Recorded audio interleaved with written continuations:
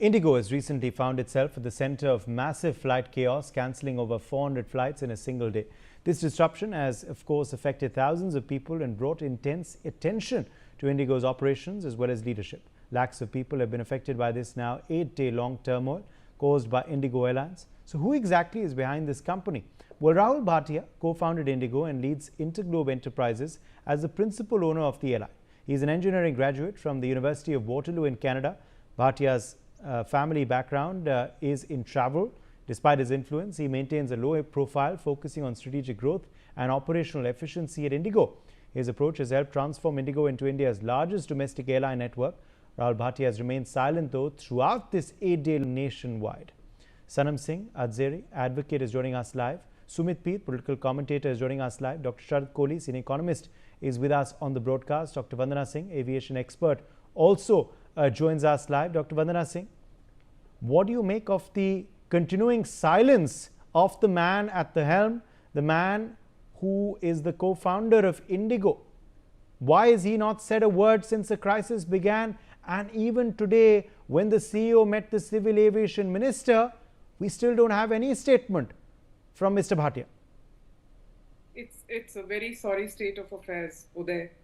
By now, Mr. Bhatia should have come forward and also said sorry for whatever has happened, and the Indigo should be actually ashamed of what they have done by arm twisting and blackmailing the regulatory authorities on this to really roll back and get on to an extension of February 10th. It's not done. It's sad that Rahul Bhatia has not come forward after establishing such a lean, mean machine that Indigo is. I see too little, too late, even from the CEO, even with the explanations that they have come with a show cause notice. I find it as an audacity that they have, blamed everything else but themselves. The congestion, the ATC situation, the software, the tech glitch, blah, blah, blah, but not themselves. This is a very sorry state of affairs, and I feel even more sorry that somebody like Mr. Rahul Bhatia has not come forward. Coming from a travel background, running Interglobe Aviation, starting with the travel agency and then making such a huge airline of 2 decades, 19 years now, it's a shame. So question asking, why is he not coming forward? I wonder why, because his top management or his CEO, Uday, is capable of nothing over here. Of course, they have a 10% cut now in their slots, which is very good news that the government has taken a firm step. But I think more has to happen from this end, and Mr. Bhatia has to come forward. Uday, over to you. Okay, let me in fact bring in Sanam at this point as well. Sanam Singh, now we are of course seeing how the CEO of Indigo, who of course has been the one who has been giving statements on record during this crisis, has been summoned before the civil aviation minister. He's appeared in fact before the ministry officials today. However, through all of this, conspicuous by his absence is Rahul Bhatia. Now, is this convenient posturing, leaving the CEO to take the blame? What is the strategy you believe at work, and is it disappointing passengers and customers of Indigo across the country? Yeah, so good evening. It's very, very, very unfortunate that we've seen the sights we've seen at the airport and aviation sector in our country has come literally to a grinding halt.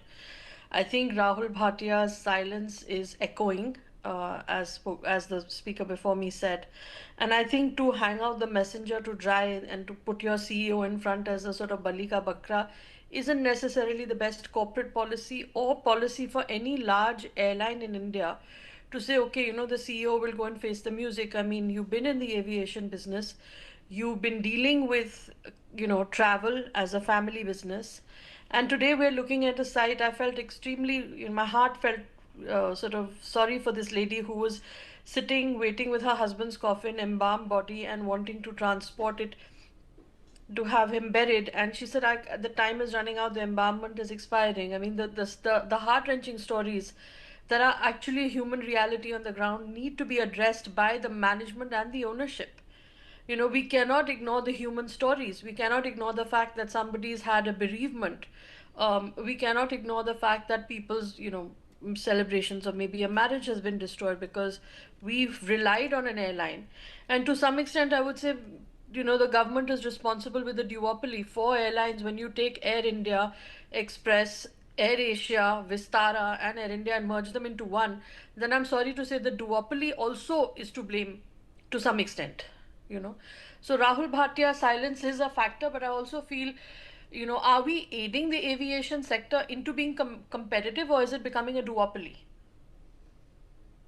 Okay, Sumit Peer, let me quickly draw you in here. Radio silence still, does that surprise you? Does that shock you?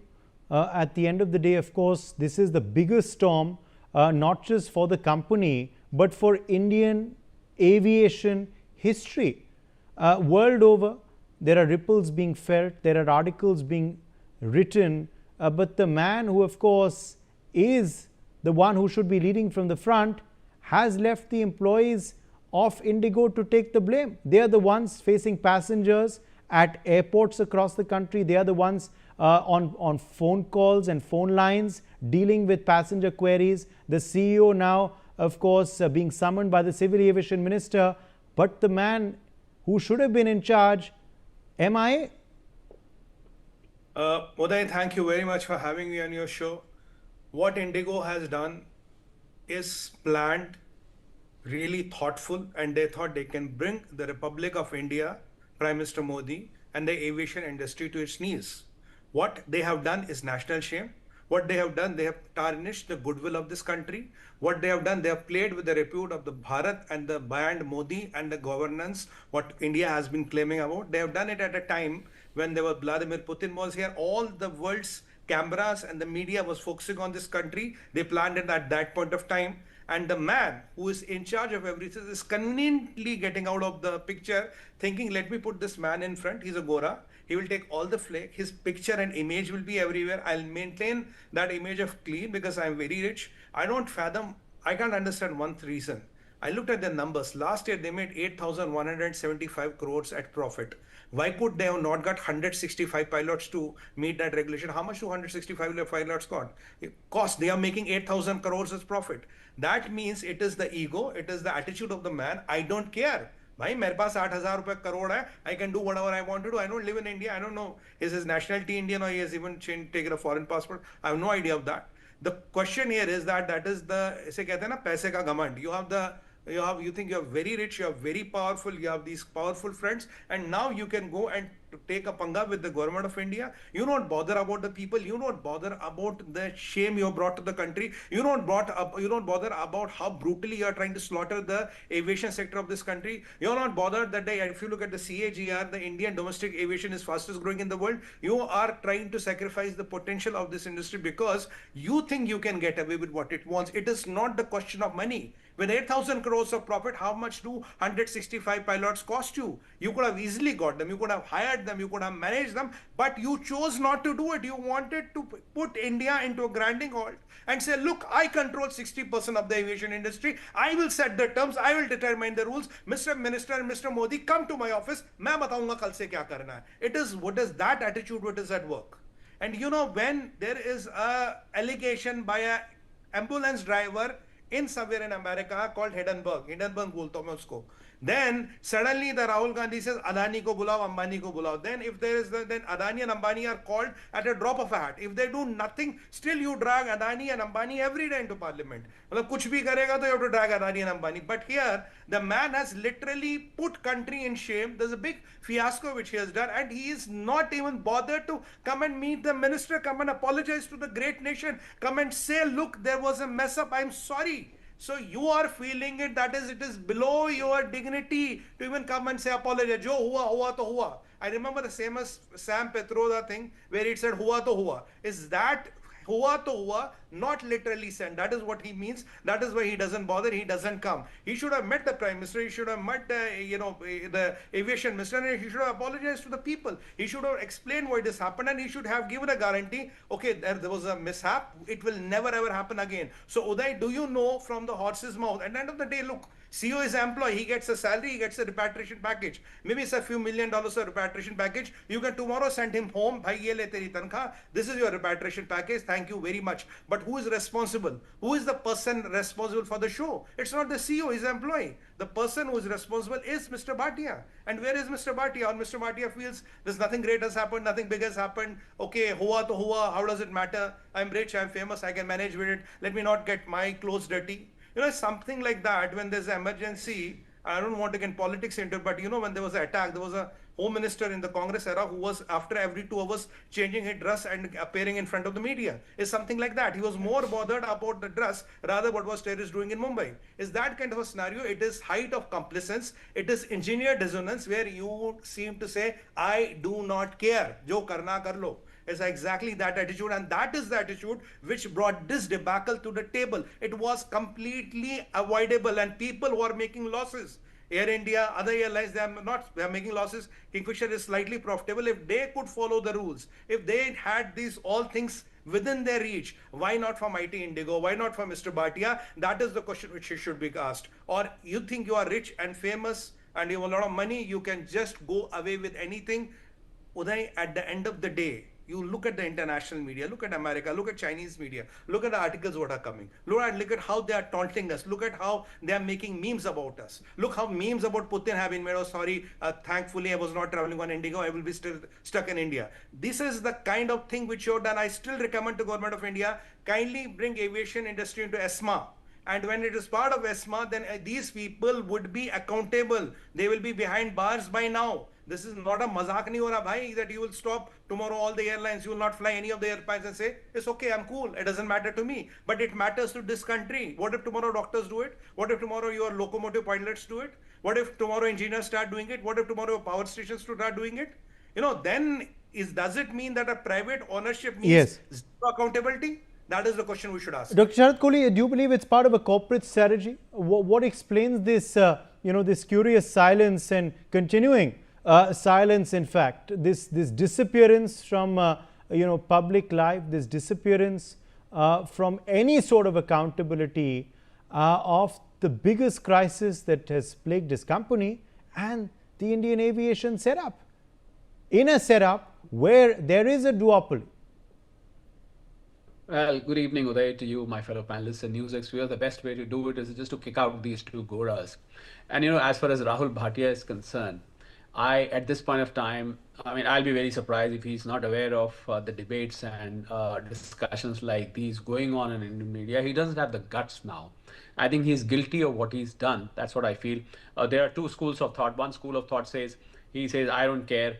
Whatever is happening is happening. But today, whatever happens in India, and at such a large scale, I would not imagine that the person is not aware. He doesn't have the guts now to come forth, because he put those goras as cronies here to run this airline, who got no sensitivity to the Indian feelings, who got no sensitivity to what people are going through. It's been a harrowing experience as far as passengers are concerned. And I think he doesn't have the guts. There's a concept in law which is called lifting of the corporate wheel. If you're trying to hide between the corporate wheel, that is a corporate entity. I'm a shareholder. It's the company, it's the operations of the company which are responsible. Being a shareholder, I have no responsibility. There are powers in company law of lifting of the corporate wheel, where shareholder, the principal owner, has to be held accountable. If you ask me honestly, whichever country he is in, that's not a secret, first of all. This, I'm sure, is known to DGCA, to the ministry, to the entire law system here, that is known. Country, file for his extradition if he's hiding there, if he doesn't have the guts to come back to the country and apologize to the people of the country, compensate the people of the country, set the situation right. If after 6 or 7 days he doesn't show that courtesy to come back to India, then I think the government of India should issue a red corner notice. There should be a case filed. He should be a request for extradition should be filed, so that people of this country know, Uday, that he is a criminal who's hiding, because what he's done is absolutely criminal. Listen to the stories of what Sanam was saying. There are so many other stories where people have missed out on medical emergencies, people have missed out on business, they've lost their jobs, people have missed their own wedding.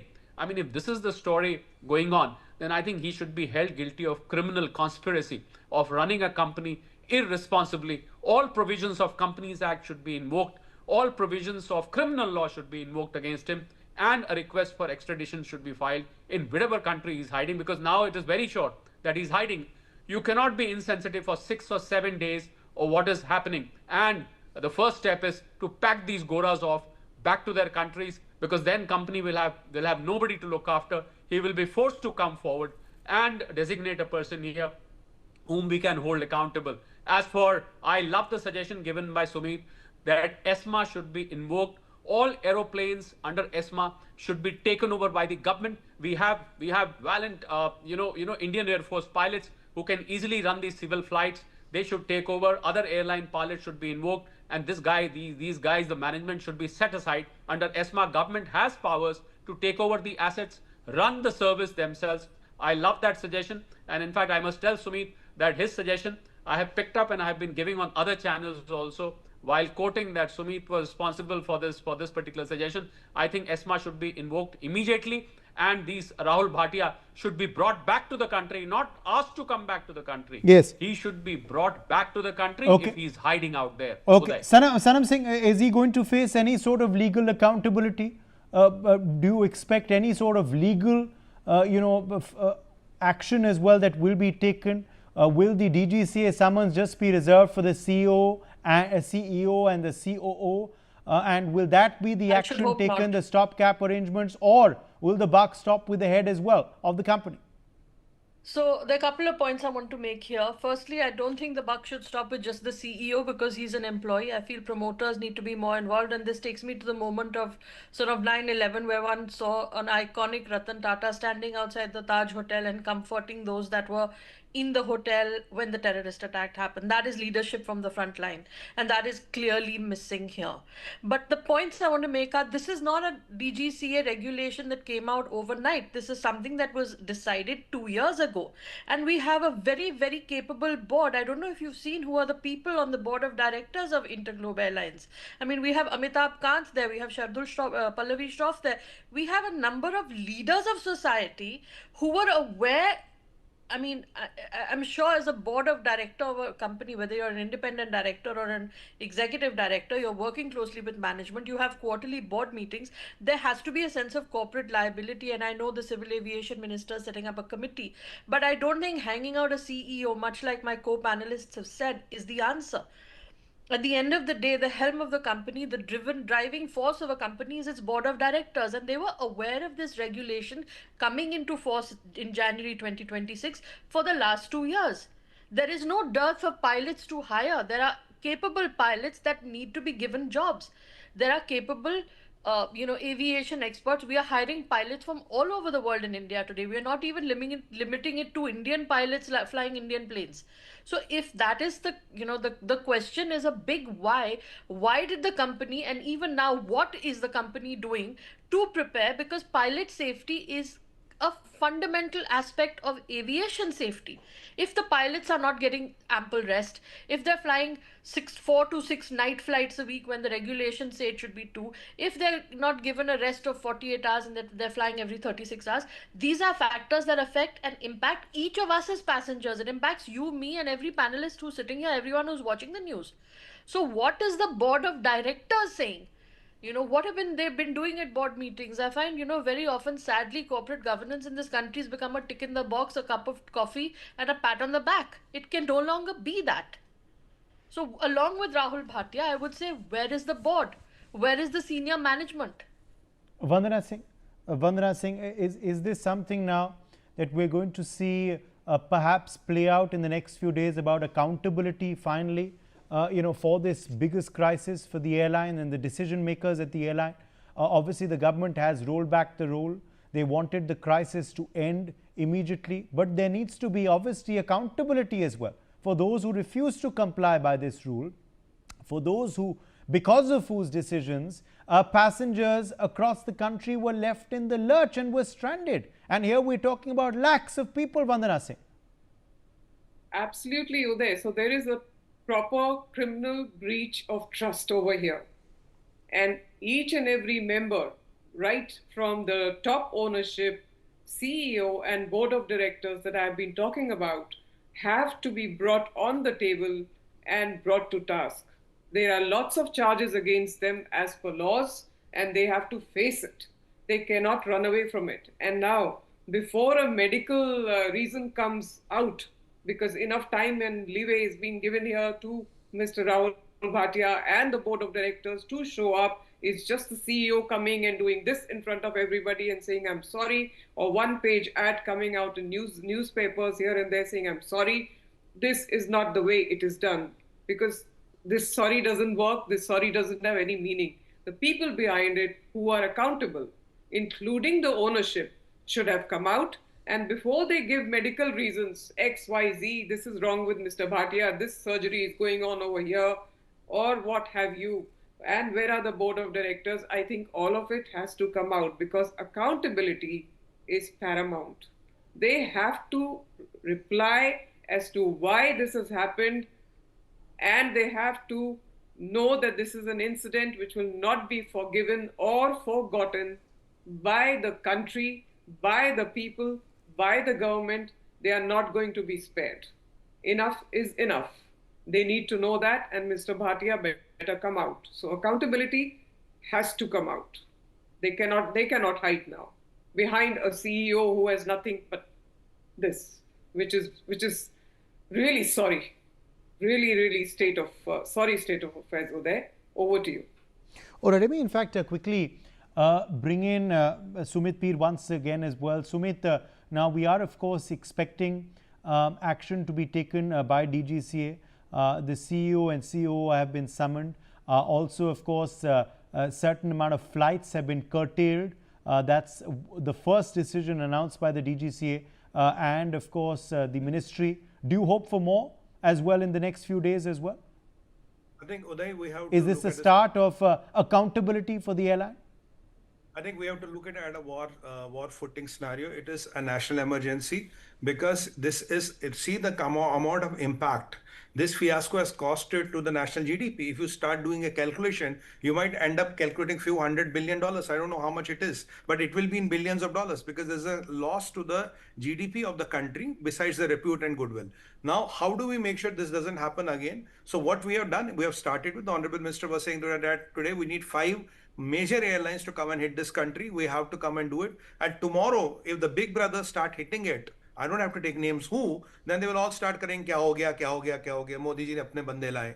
You know, this is going to a matter of time, because if you start behaving like this, if you start talking like this, and if you start absconding like this, and if you have you don't even bother to call and apologize or even talk about it. Let me tell you 3 incidents. There was a fire in this unfortunate fire in Goa. The owners have been trying to find them in Phuket. There was an incident in Upahar. Long back, the border picture was seen. Ansals are still in jail. How many these real estate developers, the promoters are in jail because of some irregularities and all. Ultimately, the buck starts at the promoter. Then everybody will have a fancy Gora CEO and a CEO, and they will all start doing this, and the promoters can be somewhere out of India and run away with everything. You can not be running with the hares and hunting with the hounds. That is what it looks to be. You are the person where the buck stops. This man is an employee at the end of the day. How long can you keep on using this fig leaf to hide behind? That is the question which you have to ask. So I think the government of India should make sure there's a mechanism in place where these incidents never ever are possible to happen again. DGCA, whoever is responsible, make sure we don't enter into such problems again. And even I was of the opinion, why the show cause notice was not sent earlier? Why after the incident? You could have sent the show cause notice 2 months back, 3 months back. Why after the incident? So the new mechanism should be, don't make sure this ever happens again. And I'm very sure you will see the aviation sector of India change after this, because what you have done, you have kind of brought down the repute of the entire country down, which is not acceptable. All right, Sharad Kohli, I'll leave you the last word. Well, one of the penalties which is being levied is their flight quota will be cut Being down by reduced, yes. 10%. Yes. Now here's the flip side. Here's the flip side of the story. That do we have resources? Do we have enough aeroplanes? Are the other airlines prepared to take that market share? That's my first question. The flip side of the story is that the five airlines which have been proposed, who are those five airlines? Is airline business in India going to be as profitable as the scale at which Indigo is operating? Because you need certain volumes to be profitable. If they made 8,000 crores last year, it is because they had 63% market share. What about other airlines, Uday? Air India, SpiceJet, Akasa, how much profits are they generating? The answer to that is no profits whatsoever. So I think the five airlines, when they come, on theory, on paper, it looks good. But then will the businessmen come forward, and how long will they be able to sustain? That is the billion-dollar question we need to answer, Uday. All right. My thanks to all of our guests for joining us on this discussion. We're taking a very short break. On that note, much more coming up.